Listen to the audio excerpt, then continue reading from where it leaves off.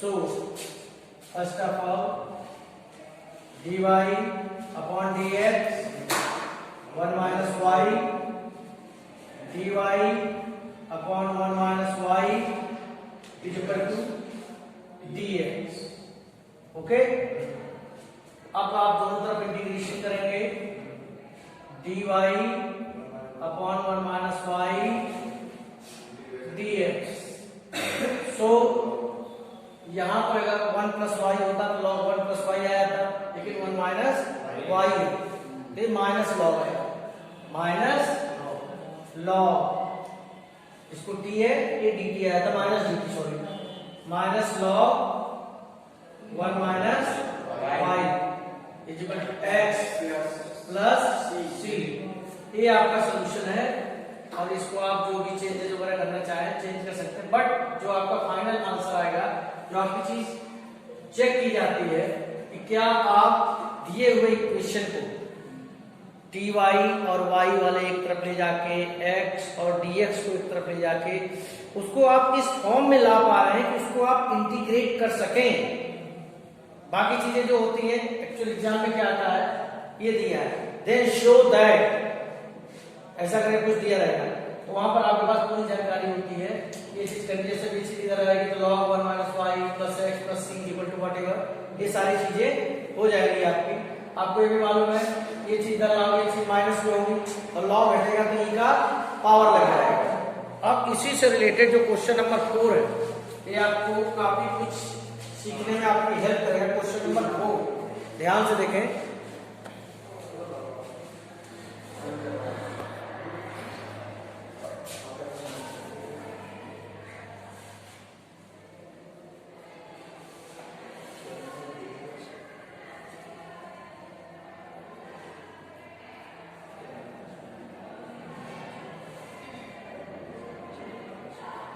sec square x tan y dx plus sec square y tan x dy is equal to 0. अब यहां पर आपको पूरा यही चीज करनी है कि dx के साथ सारे x के टर्म आ जाए और dy के साथ सारे, पहला स्टेप,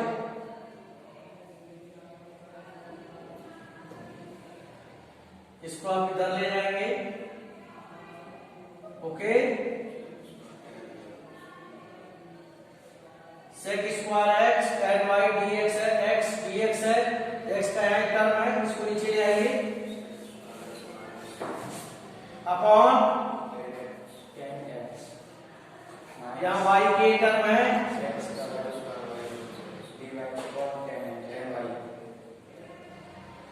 अब आपको एकदम क्लियर दिखाई दे रहा होगा कि t लेंगे तो dt हो जाएगा, अरे माइनस को बाहर लेंगे तो t हो जाएगा, ये dt हो जाएगा.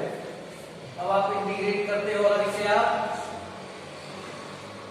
क्या आएगा, log x is equal to minus log tan y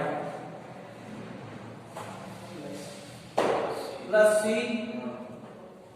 अब ये चीज इधर आ जाएगी, log tan x plus log tan y is equal to c. log a plus log b क्या होता है,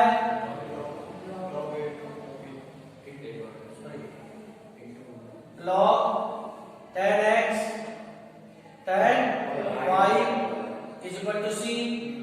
tan x tan y is equal to e power c. log हटता है तो ये चीज क्या है, एक कांस्टेंट ही तो है, e का पावर कुछ भी आ जाए that is always positive quantity. ये c है, तो tan x tan y is equal to c. ये आपका सोल्यूशन आएगा. देखिए इस टाइप के क्वेश्चन में जब आपको डिफरेंशियल इक्वेशन दिया, दो चीजें हैं कि आपको कोई लीनियर इक्वेशन दिया या कोई इक्वेशन दिया और उससे आप dy by dx निकाल रहे हैं या d square y upon dx square निकाल रहे हैं, कोई चीज प्रूव कर रहे हैं. ये आपने 9.2 में सीखा था. यहां पर आपको dy by dx दिया हुआ है और उस dy by dx को आपको एलिमिनेट करना है. अब किस तरीके से करना है, dy और y वाले टर्म एक तरफ लाने हैं, dx और x वाले टर्म एक तरफ ले जाने हैं. बस एक बात का ख्याल रखते हुए, कल भी बताया था, आज बता रहा हूं, कभी भी डिनोमिनेटर में ना तो dx आए और ना dy आए।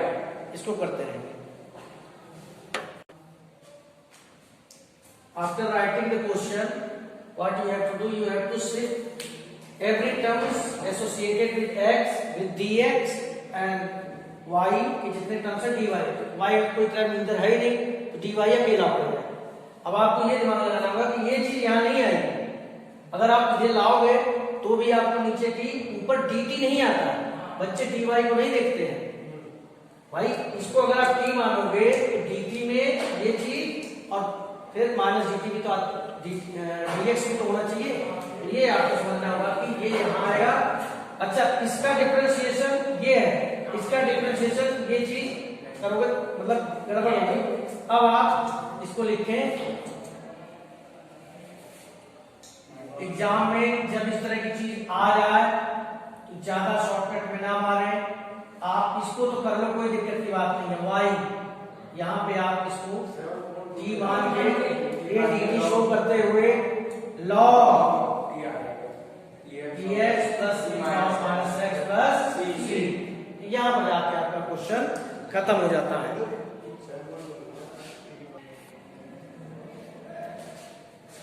क्वेश्चन इस तरीके का था, आपको यहाँ dy नीचे लाने का, जैसे y log y upon dy नीचे लाने का सोच सकते हो आप, है ना।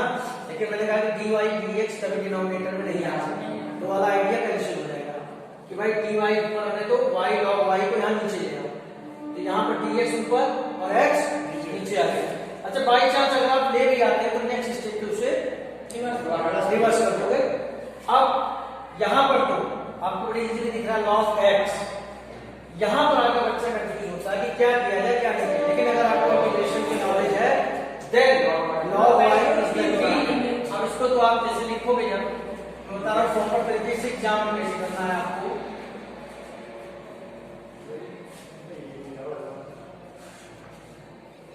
ओके, यहाँ तो log x हो गया और इसको आप मान लो i1।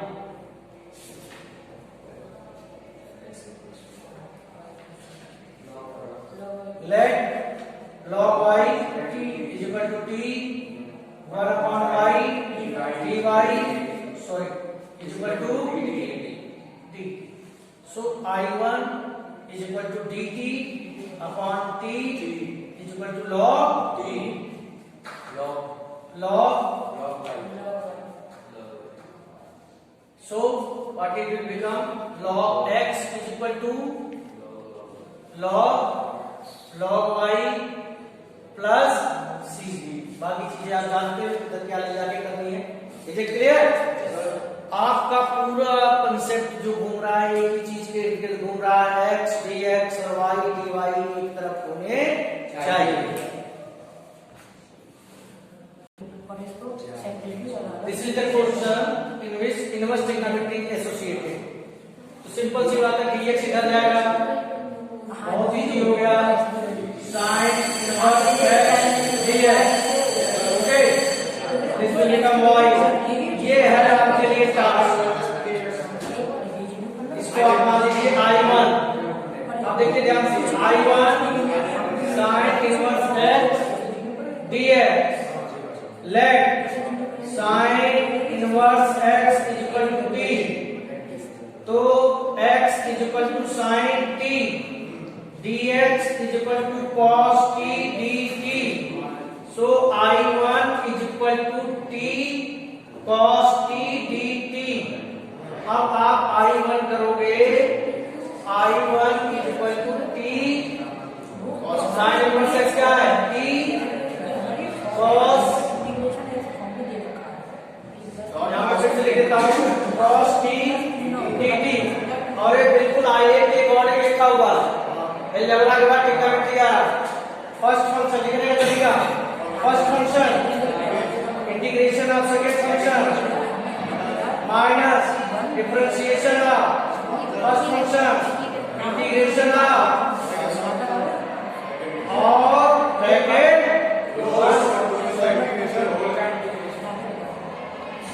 क्लोज और आपका क्या आ जाएगा, dt आ जाएगा। तो t sin t minus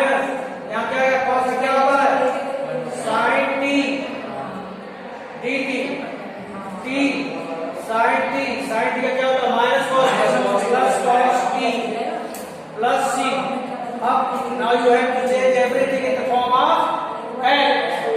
t sin inverse x sin t x x square मत कर देना, sin इनवर्स t आता है प्लस cos t होता है 1 minus sin square t. So x sin inverse x plus 1 minus x square plus c, और ये वाली वैल्यू यहाँ पे करना है. जो रूट की गलती हो रही है, रूट आपको परेशान कर रहा है, कभी भी परेशान नहीं कर पाएगा. मैं केवल यहाँ की बात नहीं कर रहा हूँ, मैं सारे इंटीग्रेशन के क्वेश्चन की बात कर रहा हूँ जिसमें इनवर्स ट्रिग्नोमेट्री इन्वॉल्व होती है. आप इनवर्स ट्रिग्नोमेट्री को हटा सकते हैं.